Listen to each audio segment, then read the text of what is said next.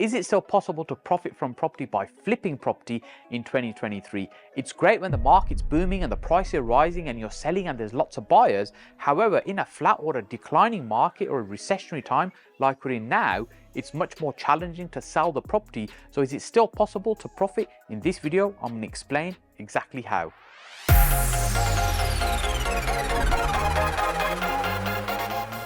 Hey, if you're watching this video for the first time, my name is Saj Hussain. On this channel, I use my 15 plus years of property investing experience to ultimately help you get further faster in your own property investing journey. Now, when it comes to flipping property, this is one of my favorite strategies, a strategy that we've used for many years. And when you talk about our 3 different techniques from profiting from property, we say you can either make cash flow, you can cash out, or you can build equity. Well, when we're cash flowing, essentially what we're doing, we're taking like a rental profit each month. If we're building equity, that's long-term generally. But when we're cashing out, that's what we get when we're flipping properties. Each time we flip, we walk away with a chunk of cash, essentially a payday, a liquidity event, whatever you want to call it, that's effectively cashing out of a deal. So when it comes to flipping property, it falls into this category. However, how well the strategy works really depends on what's going on in the market. So for example, over the last couple of years when the prices have been strong and the market's been rising, it's been much more difficult to buy those properties at the right price that you want to add some value to. However, there's lots of demand when you come to sell the property. There's lots of buyers. It's often quite easy to push past ceiling prices. On the other hand, like we're in a recessionary time right now, where people are much more cautious, prices are starting to slow down, there's few buyers in the marketplace. You can pick up some relatively good deals. You can pick up really good deal when you're buying a property, and your adding value costs are probably still the same as what it was maybe last year. However, when you come to sell that particular property now, the market may be much slower. And how is it that we're going to deal with that problem? But before we talk about that, let's try and understand why is it such a popular strategy for those that are starting out or those that have some experience, and even very experienced people. All those 3 categories like flipping property. And that's because it's a nice, straightforward strategy. You acquire an asset, you add value, and you sell it on. You can also do some very creative things as well in terms of controlling the property rather than purchasing it. So that way, what happens, say for example, you might partner with the owner of a property. So instead of purchasing it, you're coming in to add value, and then when you sell it, you're still making a profit, but you haven't had the cost and expense of going through the full purchase. That particular concept is known as an assisted sale. If you want to learn more about that, I will link up a video up here for you to watch afterwards. If you're in the camp of brand new, just starting out, a newbie to property investing, it may be that you already have some contacts, some understanding of property renovation, refurbishments. Maybe you come from a trade background such as electrician, plumber or carpenter. Then you'll already have some skills that you can bring to this business in order to be able to do your first deal, in order to add some value, flip that property on. But if you're even less experienced, you've got no experience of property, then it's really important that you find somebody that you can work with who understands property, who's not going to take advantage of your situation, who's not going to rip you off, who's going to help you and guide you to make sure that you're adding the right amount of value. Because it's very easy to make a property look amazing and stunning. You throw a load of money at it. So for instance, installing gold taps in the bathroom, is that really going to add to the value of the property? You can spend a lot of money making a property look fantastic, look amazing, but you've got to spend money on the things that are going to lift the value of the property up more so than the money that you're spending. So for example, let's say you're doing a loft conversion, which I think is a great way to add value to a house. You take, say, a 3-bedroom, turn it into a 4-bedroom by using the void loft space in the property. But that loft conversion may cost 20, 25,000, maybe even 30,000 pounds, depending on what it is and where you are in the country as well.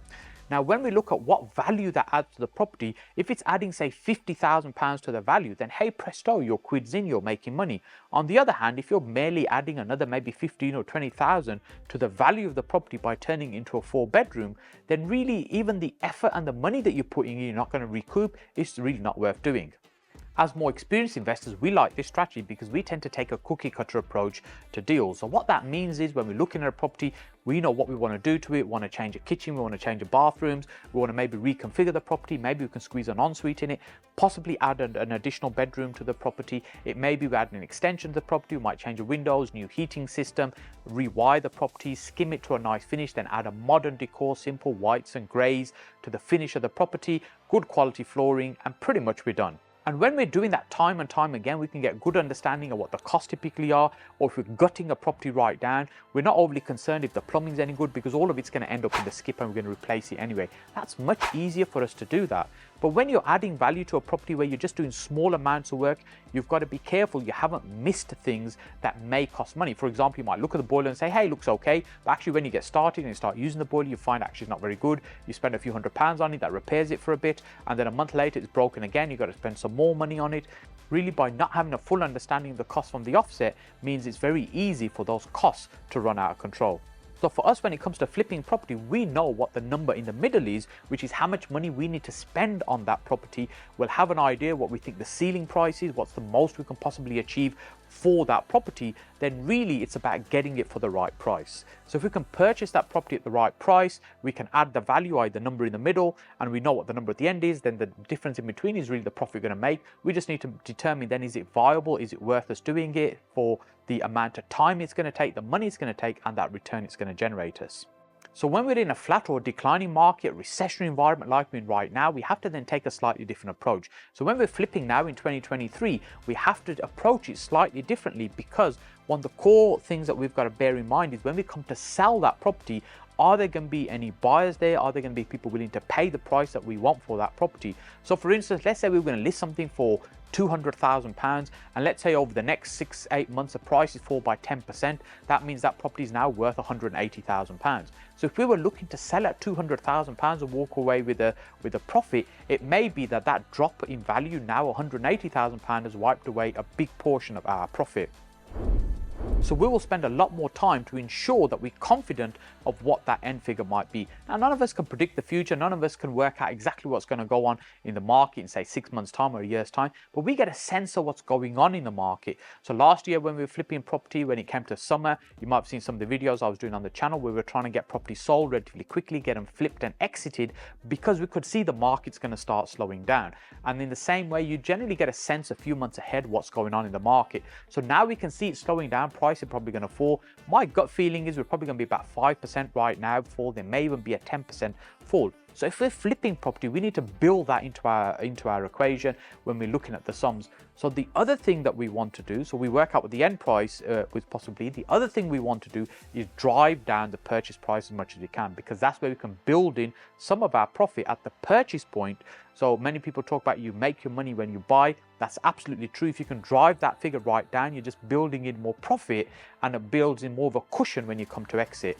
And our refurb cost isn't really going to change massively. Sometimes material costs will fluctuate, sometimes it's rising, sometimes it might be falling a little bit. Labor costs can also vary, because when the market's really strong and buoyant, there's a labor shortage because skilled people are being overpaid sometimes for what they do. There's not enough tradespeople around, so the prices rise. But when the market generally slows, there's a lot few developments happening. What happens is the labor prices start to fall because there's more availability of it as well. So there's a little bit of swings around, but it's understanding these are the core numbers to think about. The other thing that is also important are micro markets. So when we talk about the property market, it's not one market across the country. It will vary from town and city to city. And even within a city, there's certain parts of the city you'll find that actually doesn't really get affected by the market very much, where the price is rising or slowing down. It's a much more steady market where there's a constant demand maybe for that type of property. So essentially what this means is it may be in a location when prices start to fall, they don't fall dramatically, or maybe they fall much faster. And when prices start to rise, maybe they rise slowly, or maybe they rise much quicker.